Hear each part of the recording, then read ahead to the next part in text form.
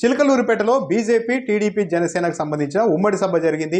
ప్రధాని నరేంద్ర మోడీ కూడా స్వయంగా వచ్చారు. ప్రధాని నరేంద్ర మోడీనే స్వయంగా రావడంతో ఇక ఈసారి వైఎస్ఆర్ కాంగ్రెస్ పార్టీ ప్రభుత్వంపై నరేంద్ర మోడీ కూడా విరుచుకుపడతారని తెలుగుదేశం పార్టీ వాళ్ళు, జనసేన వాళ్ళు భావించారు. అయితే మోడీ ప్రసంగం మొత్తం చూస్తే వైఎస్ఆర్ కాంగ్రెస్ పార్టీని శుతిమెత్తగా టార్గెట్ చేశారు, కానీ అనుకున్న స్థాయిలో తెలుగుదేశం పార్టీ, జనసేన ఆవేశపడుతున్నంత స్థాయిలో టార్గెట్ చేయలేదు. పైగా జగన్మోహన్ రెడ్డి గురించి నేరుగా ఎక్కడా కూడా నరేంద్ర మోడీ టార్గెట్ చేస్తున్నట్టుగా కూడా అనిపించలేదు. అవినీతి అంశాన్ని కూడా జనరల్గానే ప్రస్తావించారు.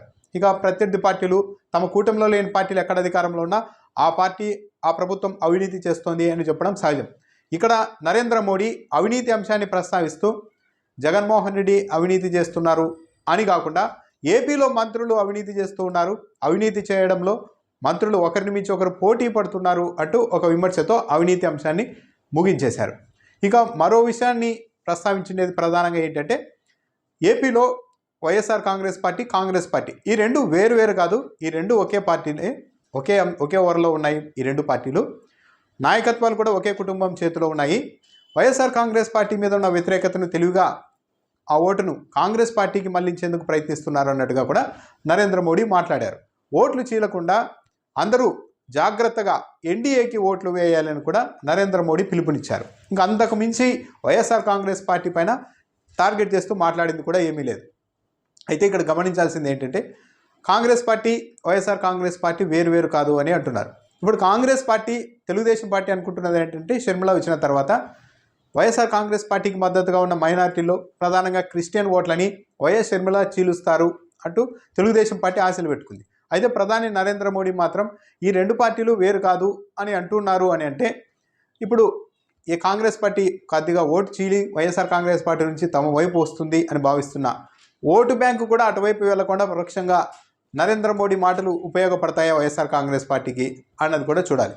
ఓవరాల్గా ప్రసంగం చూస్తే ఎక్కడా కూడా తెలుగుదేశం పార్టీ కావచ్చు, జనసేన కావచ్చు, వైఎస్ఆర్ కాంగ్రెస్ పార్టీన ఏ స్థాయిలో విరుచుకుపడుతున్నాయి, ఎంత కోపంగా ఉన్నాయో, కానీ నరేంద్ర మోడీ ప్రసంగంలో మాత్రం ఎక్కడా కూడా అలాంటిది కనిపించలేదు.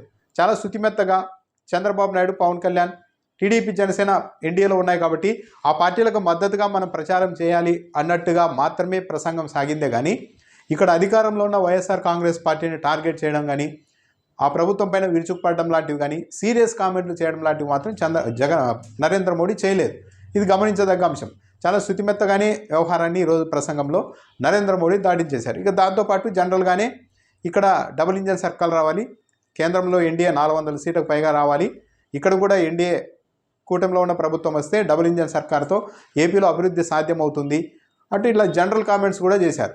ఓవరాల్గా మాత్రం తెలుగుదేశం పార్టీ, జనసేన ఆ శ్రేణులు కానీ, నాయకులు కానీ, నాయకత్వం కానీ సంతృప్తి పడే స్థాయిలో నరేంద్ర మోడీ అయితే జగన్మోహన్ రెడ్డి పైన కానీ, జగన్మోహన్ రెడ్డి ప్రభుత్వాన్ని కానీ టార్గెట్ అయితే చేయలేదు.